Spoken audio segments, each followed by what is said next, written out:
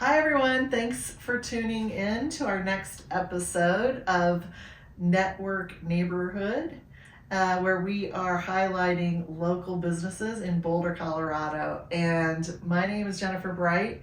I'm with Jennifer Bright Homes and Coldwell Banker. And today we're going to be talking to Matt Preston, who is the owner of Colorado Nutrition.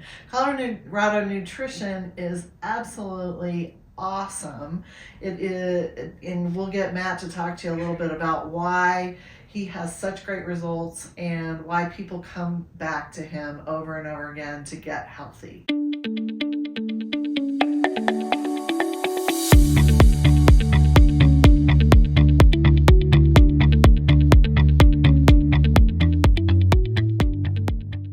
I've been really looking forward to this interview, Matt, because as you know, we've been working together for several years, and I've had a tremendous results with your program. And the achievement that I've had with your program by far exceeds anything I've done with other things, even though they might work for a little bit. When I'm following your guidance and your coaching, I always have a consistent long-term result. So thanks for joining me. Oh, yeah, absolutely. My pleasure. Thank you. Okay, well, Matt, tell me just a little bit about yourself. Tell me how you got into this industry and how long you've been in it, and just a little bit about yourself. Yeah, it's been a while. I've been doing this for over 15 years. I was born in Colorado, so I'm a native. My dad was in the military, so we were stationed all over the country. When he got out of the military, we set up private practice in Iowa, back in Sioux City, Iowa. It's a little farm town back in Iowa. And then I went to University of Kansas. I was a fifth generation Jayhawk. So I mean, Lawrence, Kansas. Oh my gosh. mom still lives there. Yeah, yep. So I was, ingrained I was in at debate camp there in high school. And was that at Lawrence High? Yeah, no, it was at the college. Oh, it was at KU. Yeah. Oh, that's fantastic. So you know Lawrence then. Uh-huh. Lawrence is a really neat town. So after I got done there, so I got a degree in microbiology and biochemistry there at University of Kansas. I was actually headed off to med school, but my dad came down with esophageal cancer. So I moved back home to be with him for 2 years. We basically lived up at the Mayo Clinic up in Rochester, Minnesota for a good 2 years. And when all that was said and done, he was, kind of given the bill of health to get back to his life. I had deferred med school for over 2 years. I would have had to start all over. So, and I had just lived in the hospital for too long anyway. I was like, you know what, maybe this isn't what I want to do with my life. But I had this, passion to help people. It might not be within medicine, but what's kind of like another step that I can help them. And that's what the science that I, picked up through all my undergrad and, research, stuff like that, of getting into nutrition, something that really,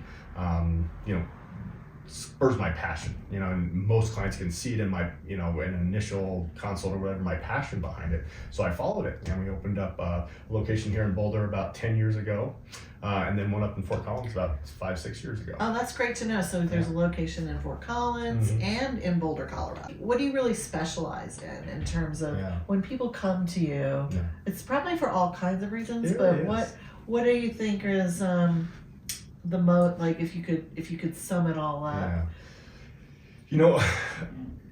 It's everywhere in between, like student athletes, high school, college, up to, more of, later years, and everybody in between. Most of those that I work with are more like moms and dads. They're like me. They have a busy life. They don't have time to sit and count calories and macronutrients. We talk about why they matter. They just don't need to necessarily be something that you're counting and tracking all day.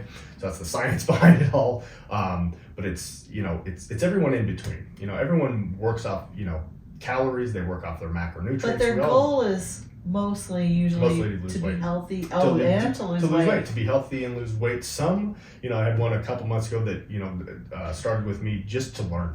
She's like, I am so confused with what's going out there.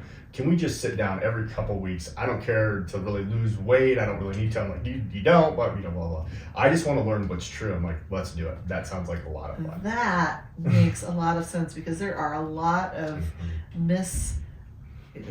opposite, there's keto and paleo and low calorie and low carb, everything, and people just don't know what is healthy, and there's a lot of people that are pretty, I would say, extreme about what they believe. Right, yeah, then we take things to extreme. Nutrition's almost like a religion. Everyone kind of has one, and they get super upset with the other ones. this one doesn't work, this one works, that kind of stuff. But getting back to the science of nutrition, that will always work. All right, so if a young person asked you for advice on, how to live their life, like coming in, they're coming up into their teen years, what would you tell them? It might be a little cliche. To being healthy.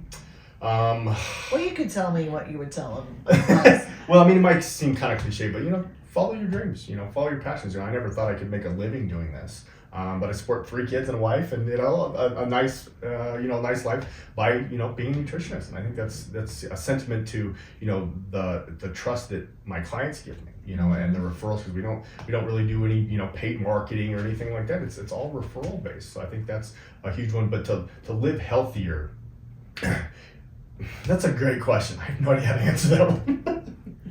To live healthier as more of a teenager, I don't know. That's a tough one. Without knowing exactly how they're eating right now or anything like that, it might be kind of tough to give those, the more specifics there. Okay. But, as I see people get older, they tend to stop eating as nice a quality breakfast. That's where we kind of get in the intermittent fasting thing, and one reason why that's kind of taken hold a little bit. But also, kind of overeating at night because they undereat throughout the day, not understanding when the times of days where they should be eating, so a little bit more. So the timing of eating, which really we don't see or hear a lot about. Mm-hmm. I think, and it's, I've always had 3 things that matter in nutrition. Calories are number 1. If you're not, if that goal is to lose weight, you have to be in a calorie deficit. You cannot be putting more calories into your body than you're expending and expect to lose weight. It's just never going to happen. Just as if someone wanted to gain weight, so take that high school football player and say, I need to gain weight. Well, it's never going to happen if you're eating less calories than you're expending. Like, that makes perfect sense. And for some reason, in the last 30 years, we've gotten away from the first law of thermodynamics. It says you cannot create or destroy energy. So we have to be in a calorie deficit. If we can stay right there, it can get rid of so much of the baloney. Like take keto.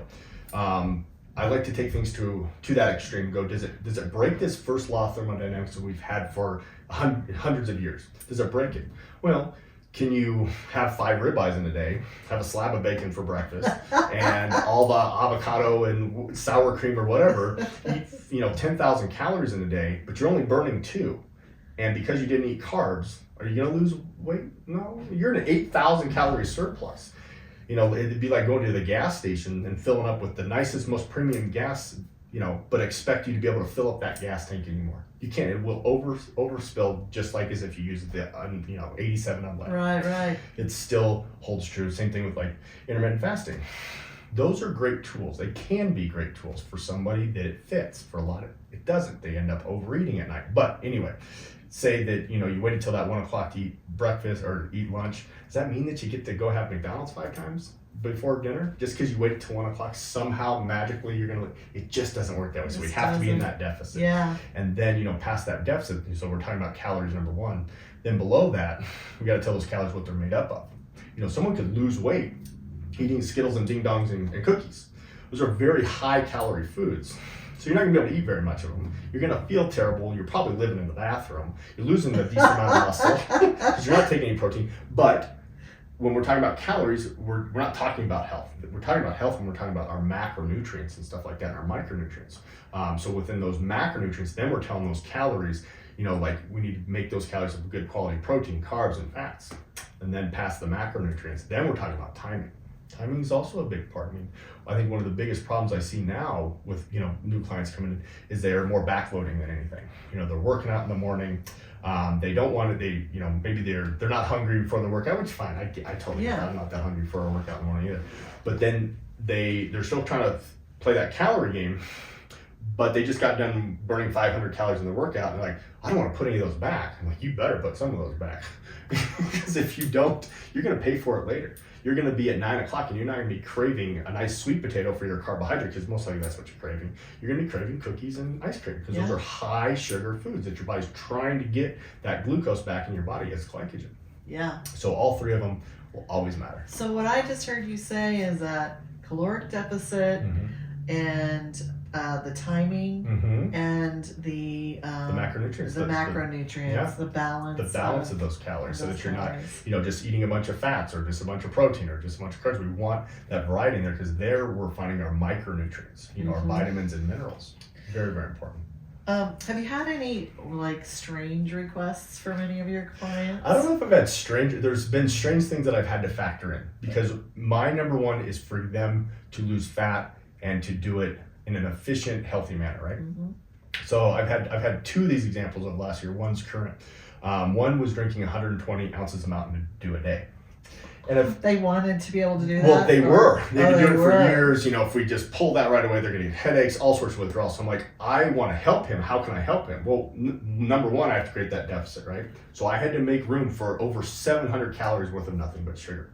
And every single 2 weeks that I met, we pull, another 10 ounces off that day. And all of a sudden, he's not drinking Mountain Dew today. If I would have just said, nope, in order for this to work, you've got to stop drinking Mountain Dew. Right. He would never have succeeded. But since I was able to make that work, we were able to totally shift how he was eating. Another one was very similar. It was more alcohol related. Someone pushing it pretty hard and going, I can't just pull this away. I want to, but I can't. I'm like, okay, what about if we stair step that, 1 ounce of vodka, which we started at eight a day. Holy we're cow. now down to 2. Yeah. But if I would have said, hey, you've got to give that up before I'll work with you, I would have lost him. I would never have been able to help him.